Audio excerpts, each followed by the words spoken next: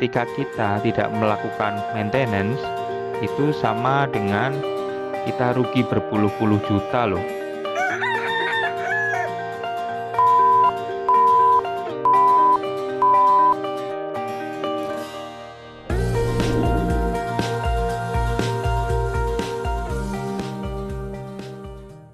Hey, halo Sobat Kentung Official. Ketemu lagi dengan kita, masih soal membahas kandang. Pada episode kali ini mari bicara tentang cooling pad. Oke, cooling pad ini simpelnya adalah sistem pendingin udara pada kandang ayam. Itu bisa mencakup kandang ayam broiler, kandang ayam layer, ataupun kandang ayam breeder. Kalau dia menggunakan sistem closed house, pasti dia menggunakan cooling pad ya. Di dalam cooling pad sistem ini terdiri dari susunan beberapa cell deck, kemudian ada frame-nya, ada top profile-nya, kemudian juga ada water reservoir atau penampung airnya. Nah, sebenarnya fungsi dari cell deck ini apa? Cell deck sudah diulas pada video kedua sebelumnya. Wah, kalau cooling pad seperti ini bagaimana nih? Yuk kita bahas dulu yuk. Berapa sih nilai investasi atau pembelian harga dari sebuah cooling pad system ini? Kalau dihitung-hitung, satu padnya itu bisa sampai di 370 sampai 700 ribu ya, kisarannya segitu. Tergantung dari kualitas dan juga suppliernya ya. Misal kita beli yang paling murah saja nih, yang 370 ribu. Total investasinya 370 ribu kalikan 92 pad misalkan. Itu saja sudah senilai 34 juta.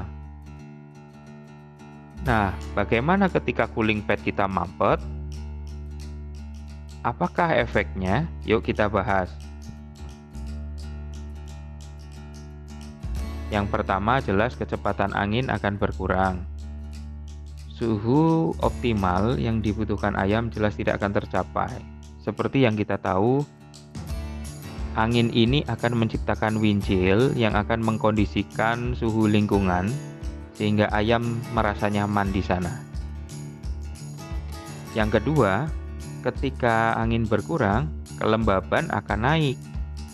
Nah, seperti yang teman-teman tahu, ketika kelembaban naik, mikroorganisme apalagi yang patogen itu juga akan bertumbuh dengan pesat. Serta ketika kelembaban naik, amoniak juga pasti akan naik. Makanya ketika kita masuk kandang, baunya mulai tercium ya. Yang ketiga, ayam akan semakin tidak nyaman sehingga efeknya ke produksi yang turun. Setelah itu, yang keempat nih, karena inlet semakin kecil, sedotan angin akan semakin berat ya. Jadi karena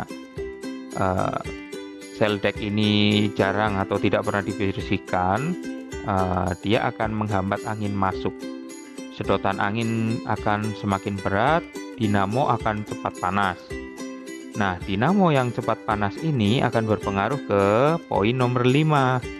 Listrik biayanya akan bengkak dan peralatan menjadi tidak awet atau cepat aus.